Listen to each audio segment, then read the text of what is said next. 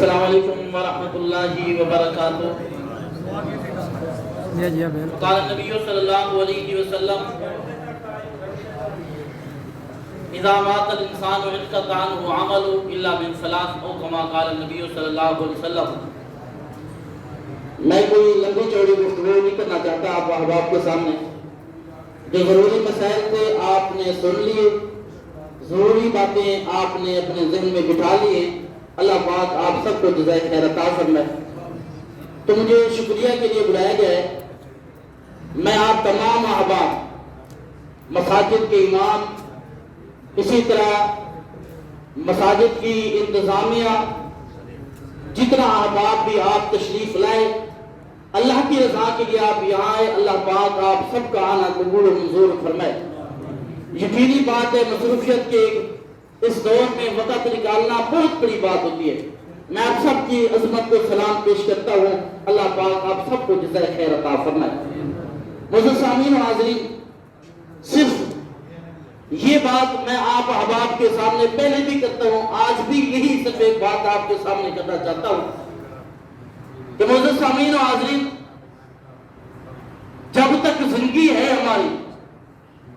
ہمارے اعمال کا سلسلہ جاری ہے، لیکن جب انسان دنیا سے رخصت ہوتا ہے انسان کے اعمال کا سلسلہ بند ہو جاتا ہے۔ اور آپ یہ بات بخوبی جانتے ہیں، ہماری زندگی کا دورانیہ کم ہے اور وفات کی بعد والی زندگی کا دورانیہ زیادہ ہے۔ یعنی اگر ہماری زندگی 60 سال 80 سال ہے تو مرنے کے بعد کی جو زندگی ہے وہ کئی 100 سال بھی ہو سکتی ہے۔ میں آج آپ کے سامنے ایک وہ عمل بیان کرنا چاہتا ہوں کہ جو ہماری وفات کے بعد ہماری نیکیوں کا ذریعہ بنتا ہے۔ ہمارے مرنے کے بعد 100 سال یا 80 سال یا کئی 100 سال ہمارے لیے نیکیاں جاری رہتی ہے، وہ میں آپ احباب کے سامنے عمل بیان کرنا چاہتا ہوں۔ وہ کون سا عمل ہے جو ہمارے مرنے کے بعد بھی 10 سال نہیں 20 سال نہیں اگر 100 سال بھی گزر چکے ہیں تو وہ آپ کے اعمال کا سلسلہ جاری رہے گا۔ ان میں سے ایک عمل یہ ہے من والد صالح۔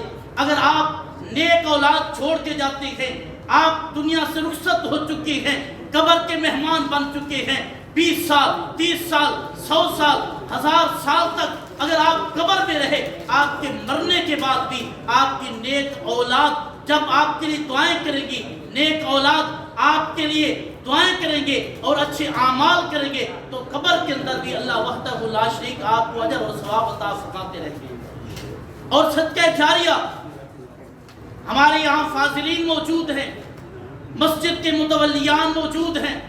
بعض اوقات ان کے دل میں شیطان یہ وسوسہ ڈالتا ہو کہ ہم ادارے کے ساتھ تعاون کیوں کریں، ہمیں ادارہ کیا دیتا ہے، ہاں ہم ادارے کے لیے اپنے بچوں کو کیوں بھیجیں یا ادارے کے لیے بچوں کی ذہن سازی کیوں کریں کہ وہاں جا کے پڑھیں۔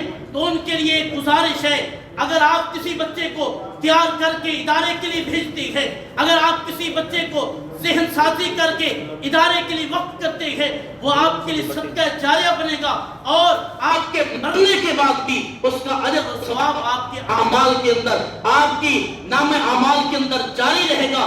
اس لیے میں گزارش کرتا ہوں، ہم زندگی کے اندر تو نمازیں پڑھ لیتے ہیں، قرآن پڑھ لیتے ہیں، لیکن مرنے کے بعد بھی ہمارے اعمال کا سلسلہ جاری رہے، وہ ہم اعمال کرنے چاہیے۔ ان میں سے ایک صدقہ جاریہ ہے۔ آپ صدقہ جاریہ کے طور پر کسی بچے کو مدرسے میں داخل کرا جائے، آپ صدقہ جاریہ کے طور پر مسجد کی بناوٹ میں، مدرسے کی بناوٹ میں حصہ ملا جائے، تو آپ کے مرنے کے بعد بھی آپ کو اجر ملے گا۔ اور نیک اولاد، میں جو زیادہ جس بات کا ذکر کرنا چاہتا ہوں، نیک اولاد، یہ آپ کے بچے یقینی بات ہے، اگر آپ ان کو تحفہ دینا چاہتے ہیں، اگر آپ ان کو ہدیہ گفٹ پیش کرنا چاہتے ہیں، ماں باپ کی سوچ ہوتی ہے نا اپنے بچے کو دنیا کے اعتبار سے کچھ نہ کچھ دے جاؤں۔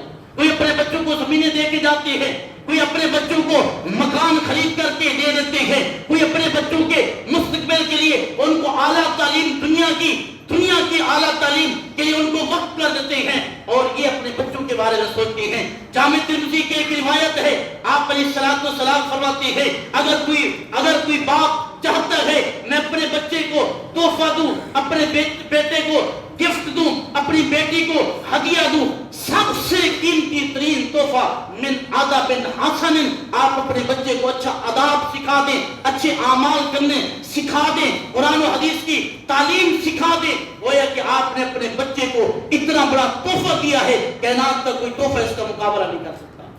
اس لیے یہ ادارہ، اگر آپ کو اللہ نے بیٹے عطا کیے ہیں، یہ ادارہ آپ کے بچوں کے مستقبل کے لیے، آپ کے بچوں کو نیک بنانے کے لیے، آپ کے بچوں کو قرآن و حدیث کی تعلیم دینے کے لیے الحمدللہ دن رات محنت کر رہا ہے، اساتذہ ہیں، اسی طرح انتظامیہ ہے۔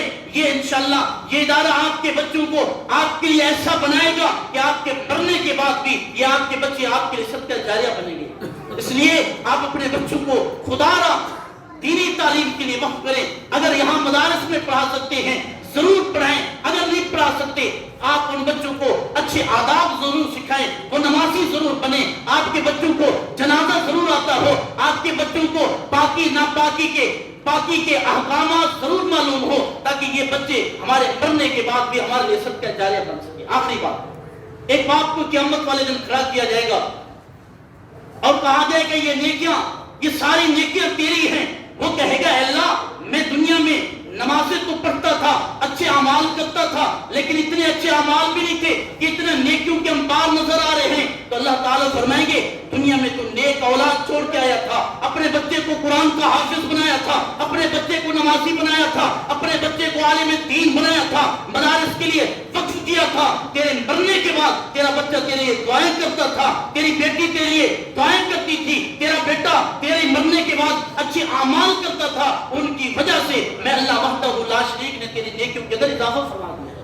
اس لیے میں گزارش کروں گا، یہ ادارہ الحمدللہ قرآن و حدیث کا مرکز ہے، شعبہ حفظ، شعبہ ناظرہ، درس نامی، تبلیغ اور اسی طرح اچھا خطیب، اچھا عالم بنایا جاتا ہے۔ بس میں گزارش کروں گا آپ تمام احباب سے اپنے بچوں کو اس ادارے میں ضرور داخل کرائیں۔ اگر آپ کے بچے نہیں ہیں تو کسی ہمسائے، کسی غریب کے بچے کی کفالت کرنے والے بن جائیں، ان کو ضرور اس ادارے میں داخل کروائیں۔ انشاءاللہ اللہ پاک اجر عظیم عطا فرمائیں گے۔ اور جتنا احباب یہاں موجود ہیں جو حجاج ہیں، ان سے گزارش ہے آپ نیک اچھے بابرکت کام کے لیے جا رہے ہیں، اپنے اس ادارے کو اپنی دعاؤں میں یاد رکھنا۔ یقینی بات ہے اس فتنے کے دور میں مدارس اسلام کا بہت بڑا کلام ہے۔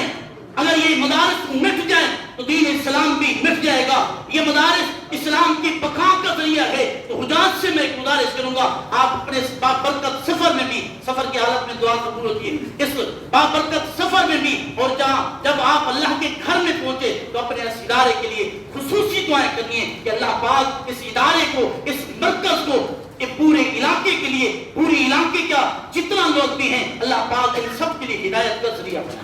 اور جتنا احباب یہاں فاضلین موجود ہیں، مسجد کے متولیان موجود ہیں، الحمدللہ یہ ادارے کے ساتھ تعاون کرتے ہیں، جب بلایا جاتے ہیں آتے ہیں، میں ان کو بھی سلام پیش کرتا ہوں، ان کی محبت کو۔ اس لیے آپ کبھی یہ اختیار نہ کریں کہ ہمارا ادارے کے ساتھ کیا تعلق ہے۔ ہمارا بہت بڑا تعلق ہے، ہمارا ادارے کے ساتھ ایمان کا تعلق ہے، ہمارے ادارے کے ساتھ، اس مدرسے کے ساتھ ضمیر کا تعلق ہے، ہمارے اس ادارے کے ساتھ الحمدللہ ہمارا بہت بڑا تعلق ہے۔ اس لیے اللہ کی رضا کے لیے آپ ادارے کے ساتھ چلا کریں۔ انشاءاللہ اس کا بدلہ میں نہیں دے سکتا، مدرسے کی انتظامیہ نہیں دے سکتی، انشاءاللہ اس کا بدلہ اللہ پاک آپ کو کل قیامت والے دن جنت کی صورت میں عطا فرمائیں گے۔ برحال یہ چند باتیں ذکر کی ہیں آپ احباب کے سامنے، آپ بہت گفتگو سن چکے ہیں، بس اللہ پاک عمل کی توفیق عطا فرمائے، اللہ پاک ہم سب کو دنیا آخرت کی خیر عطا فرمائے۔ وما علینا الا البلاغ۔